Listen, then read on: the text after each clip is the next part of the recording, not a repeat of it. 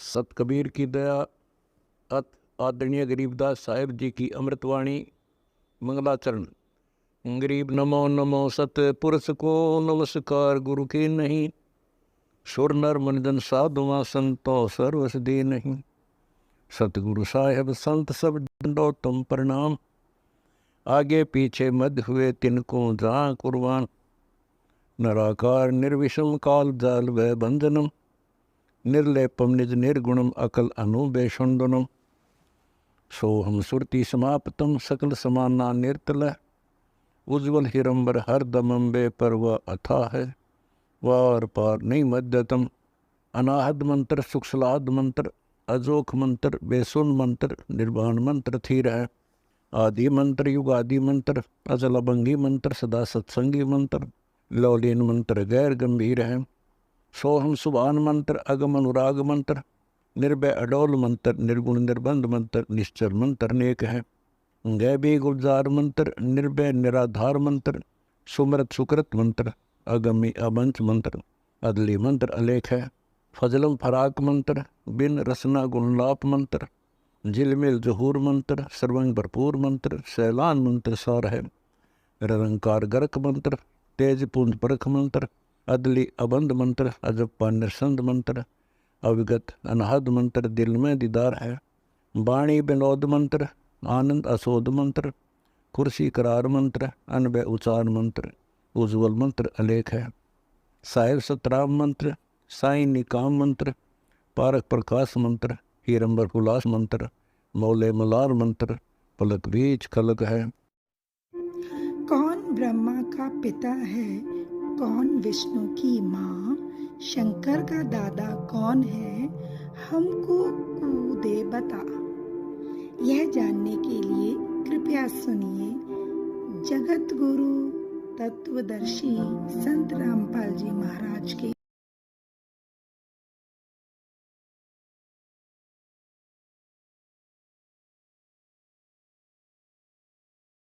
गिरी ने राक्षस कर्म किया, अपनी माँ के तुल पार्वती को पत्नी बनाने की ठान ली। अब गीता जी का ज्ञान स्पष्ट हो रहा है कि तीनों गुणों की भक्ति पर आधारित, दूसरी बात को न मानने वाले राक्षस स्वभाव को धारण किए मनुष्यों में नीचे दूषित कर्म करने वाले मूर्ख लोग मेरी साधना भी ना करते, यानी ब्रह्म तक भी ना पहुंचते, इनकी बुद्धि ये नीचे वाले देवी देवताओं में उलझे रहते हैं, आन उपासना अन्य देवताओं की ही करते रहते हैं, ब्रह्म तक मेरी साधना तक भी नहीं पहुंचते। फिर रजगुण ब्रह्मा की उपासना की थी हिरण्यकशिपु ने, काफी वर्षों तक तप किया, ब्रह्मा जी प्रकट हुए, उससे क्या मांग लिया, मैं सुबह मरूं ना रात मरूं, दिन मरूं ना ऐसे मरूं, फलान मरूं, सांझ ना मरूं, किसी पशु त ना मरूं, मैं पक्षी त नहीं मरूं, 12 मास में नहीं मरूं, तथास्तु कर दिया। अंत में क्या हुआ कि अपने ही पुत्र का शत्रु बन गया, अपनी पूजा करवाने लग गया और फिर राक्षस कहलाया, कुत्ते वाली मौत मरा। भगवान ने नरसिंह रूप धारण किया उस राक्षस को नष्ट करने के लिए, तो राक्षस कहलाया। एक समय की बात है, हर की पैड़ी हरिद्वार में एक कुंभ का मेला भरा। उस कुंभ के मेले में स्नान करने का एक समय निश्चित किया जाता है, उसको पर्व भी बोलते हैं। वो पर्व भी लगनी थी सुबह, बहुत पहले की बात है, आज से 350 वर्ष पहले की बात है। तो उस समय क्या करते हैं, जो स्नान करने के लिए कुंभ के मेले में ये पहुंचते हैं, सभी साधुजन जिनको संत कहते हैं, तो गिरी तो अपने टोल में पहुंच जाते, समूह में इकट्ठे हो जाते हैं, पूरी अपने में, कनपाड़े न्यारे ओगड़ अलग, ओगड़ के उगाड़िया नंगे नागा जिसको कहते हैं, गोरी अलग, उनकी अलग अलग समुदाय बन जाते हैं, वैष्णव अलग होते हैं। इस प्रकार ये भिन्न भिन्न समुदाय के भिन्न भिन्न संप्रदाय के संस्थाओं के अलग अलग साधु संत अलग अलग इकट्ठे होते हैं। और फिर स्नान करने के लिए पूरा ग्रुप का ग्रुप चलता है, हर की पैड़ी पर जब पर भी लगनी थी, वो संत सबसे पहले नागा पहुंच गए। वो कति उगाड़े, वो कोई कपड़ा ना रखते शरीर पर, वो नगन और शरीर पर राख रूप लपेट लेते हैं। वो नागा पहुंच गया, हर की पैड़ी को कवर कर लिया, स्नान करने के लिए खड़े हो गए। उधर से वैष्णु साधु जो विष्णु जी के उपासक थे, नागा साधु शिव जी के उपासक तमोगुण के, और विष्णु जी के उपासक वैष्णु साधु पीछे से आ गए। वो कहने लगे, भाई नागा महात्माओं, तुम पहले स्नान मत करना, पहले हम स्नान करेंगे। हम तुम्हारे से श्रेष्ठ हैं। नागा बोले, नहीं, हम तुमसे श्रेष्ठ हैं। तुम काहे के श्रेष्ठ हो? हम त्यागी हैं, बैरागी हैं। हम तो घर त्याग रखा, हमने शरीर पर वस्त्र भी नहीं रखा, हम इतना त्याग किया हुआ है।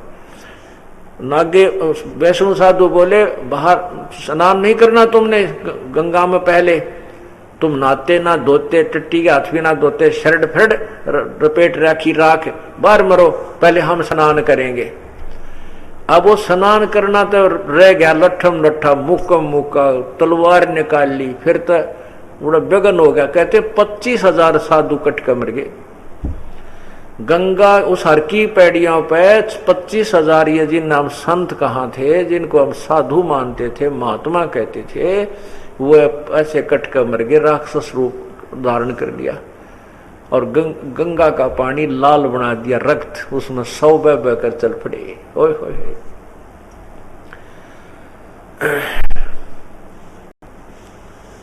उसके विषय में आदरणीय गरीबदास साहिब जी ने अपनी अमृतवाणी में कहा है,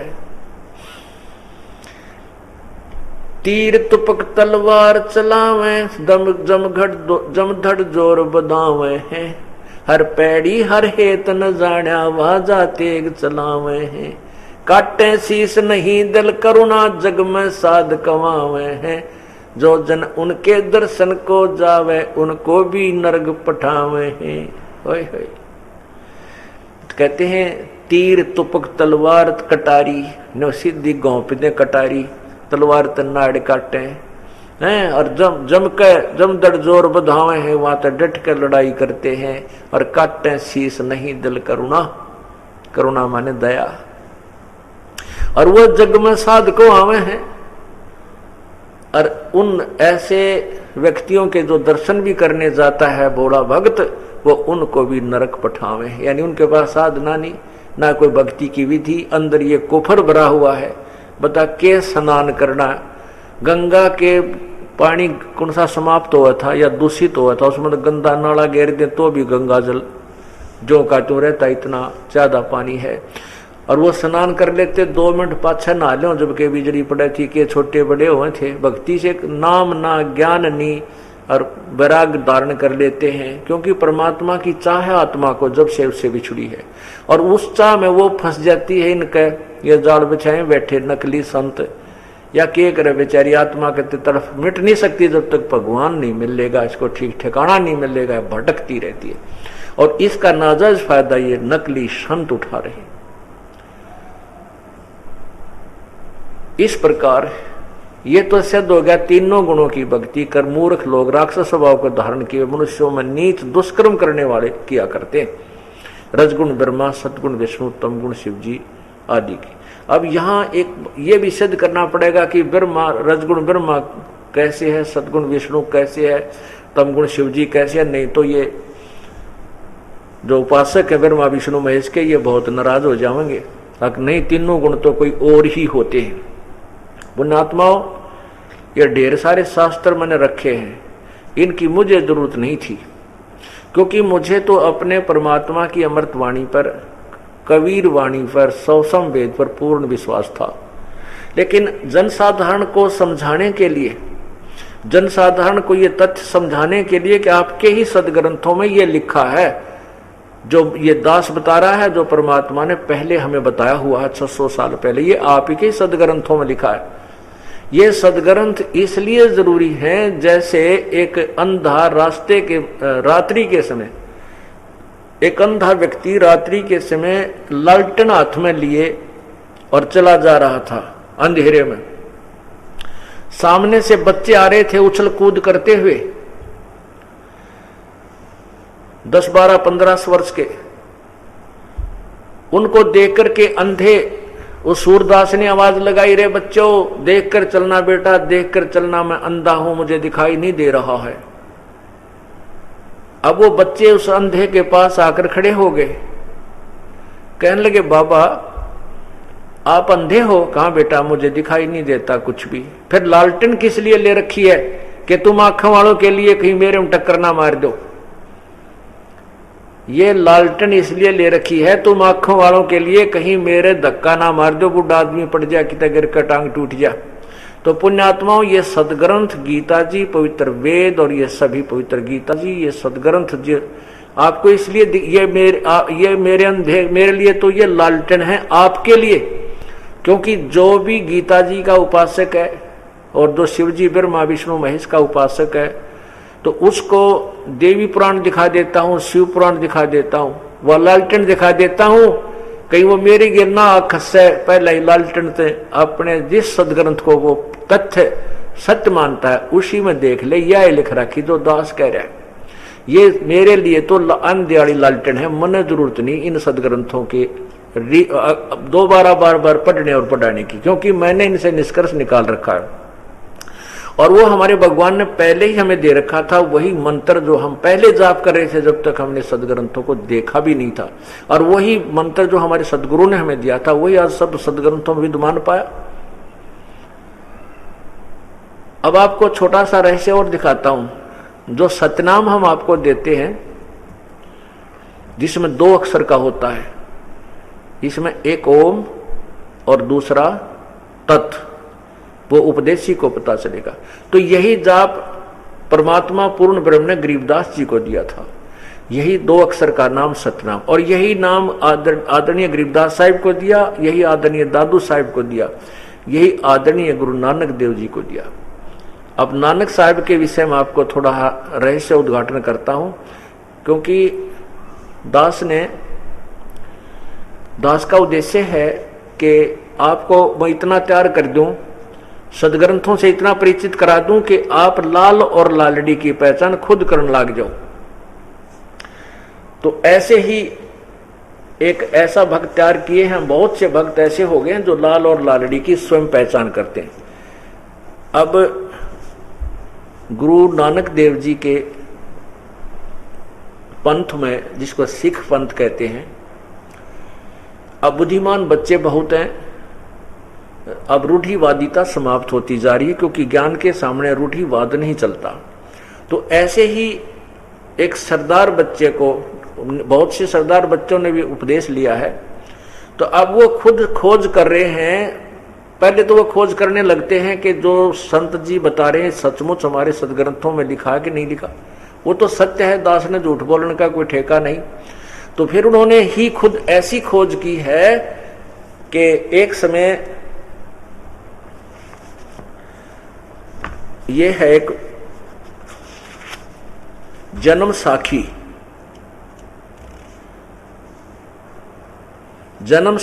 भाई बाले वाली, ये है जन्म साखी।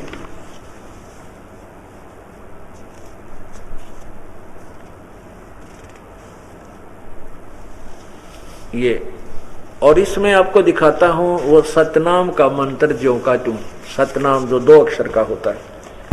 ये देखिएगा,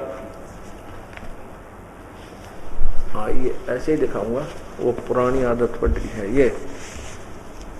ये पुरानी बहुत है।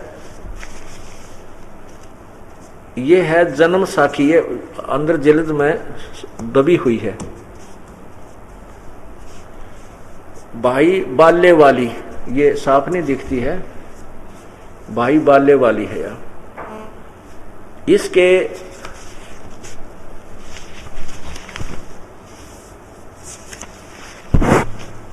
446 पृष्ठ पे 446 पृष्ठ पे आपको दिखाता हूं कि एक समय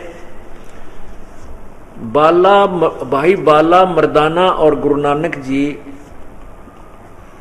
भ्रमण करते हुए घूम रहे थे। एक समय वो दरिया पर चल रहे थे। गुरु नानक जी दरिया पर ऐसे चल रहे थे जैसे थल पर चलते हैं। और पीछे पीछे बाला और मर्दाना भी चल रहे थे। तो कुछ समय के उपरांत मर्दाना जी, गुरु नानक जी ने कहा कि तुम भाई मर्दाना मेरे पीछे पीछे आना और वाहेगुरु बोलते रहना। और वो स्वयं गुरु नानक जी स्वयं जो है सतनाम का जाप कर रहे थे, वो दिखाने के लिए। वैसे वास्तव में वो सांस से करना होता है, लेकिन वो मुख से बोल रहे थे। तो मर्दाना ने सोचा कि गुरुजी जो है मंत्र जाप करते जा रहे हैं, कुछ और नाम जाप कर रहे हैं, और मैं भी क्यों ना वही जाप करूं। तो वो जब सतनाम का जो 2 अक्षर नारे नारे ओम और दूसरा जो आपको बताया है, जिनको उपदेश प्राप्त है उनको मालूम है, तो उन दोनों नामों का जाप वो मर्दाना भी करने लग गया, बोल बोल के ओम और दूसरा वो मंत्र। तो जब वो बोल बोल कर ऐसे नाम जाप करने लगा तो वो डूबने लग गया। गुरु नानक देव ने देखा कि मर्दाना तू क्या जाप कर रहा है? जी मैं वही कर रहा हूं जो आप कर रहे हो।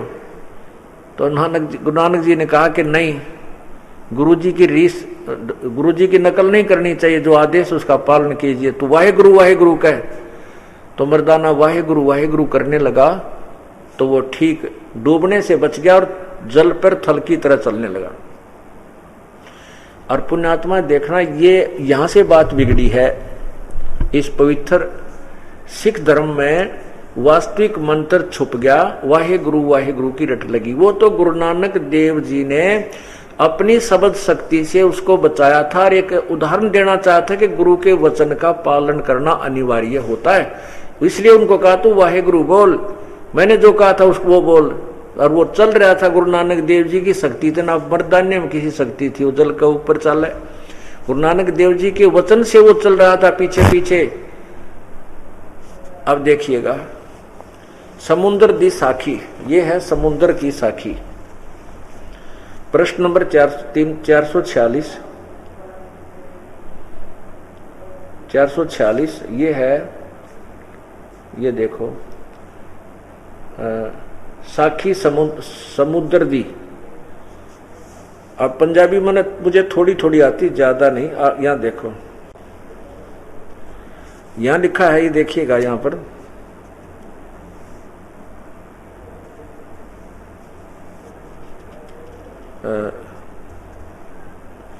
मर्दाना किहा सच्चे बादशाह जी, ऊपर देखना, मर्दाने किहा सच्चे बादशाह जी, असा समुंदर ता वेखिया पर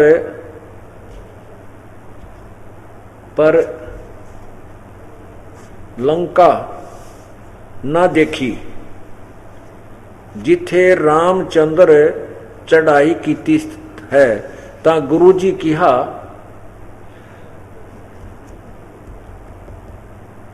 चलो भाई बाला, चलो भाई बाला ते मर्दाना, तुहानू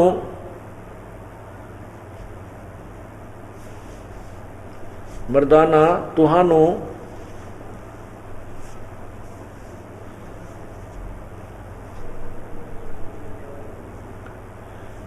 मर्दाना तुहानू रंज नहीं करना आखी, मोटे जा मिटो जा आखी, मिट के खोलियां ता समुंदर दे आखियां, आखी मिट के यानी बंद करके खोलियां ता समुंदर दे कंडे जाई खड़े होए, ते आखन लगे बाला ते मर्दाना मेरे पीछे पीछे चलो। गुरु नानक जी कहते हैं चले आओ, मुखों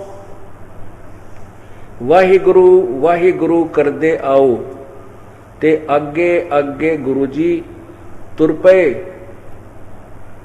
पे जैसे धरती ऊपर तुर दे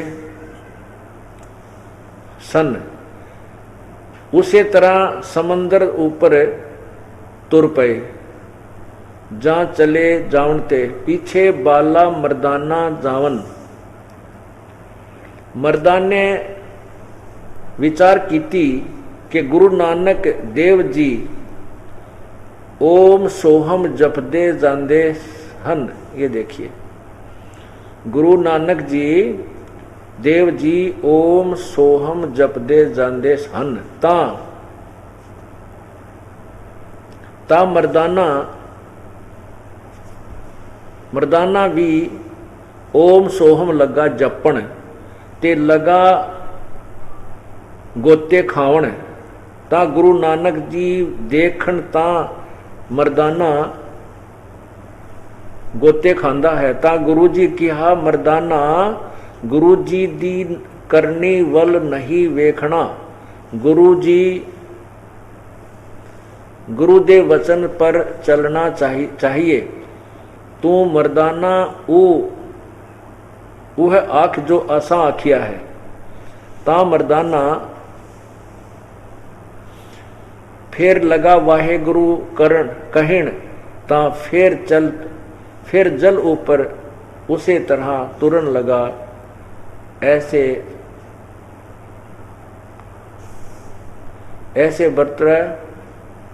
वर्तमान ये आगे और दूसरा प्रकरण चल रहा। अब देखो पुण्यात्मा इसमें स्पष्ट कर दिया कि गुरु नानक जी ने कहा था भाई तुम मेरा पीछे पीछे आ जाइयो और समुद्र पर के ऊपर चलोगे तो तुम वाहेगुरु बोलते रहना, क्योंकि गुरु नानक जी में सिद्धि थी, शक्ति थी, भजन की, भक्ति की, और उन चेलों को वो अपनी शक्ति से चला रहे थे। तो उन नालायकों ने सोचा कि गुरु जी तो दूसरा मंत्र जप पे सतनाम, और तुम्हारे को कह दिया वाहेगुरु जप। तो वो वाहेगुरु छोड़ के वो लागे वो जुबानी ऐसे बोलन ओम सोम ओम सोम।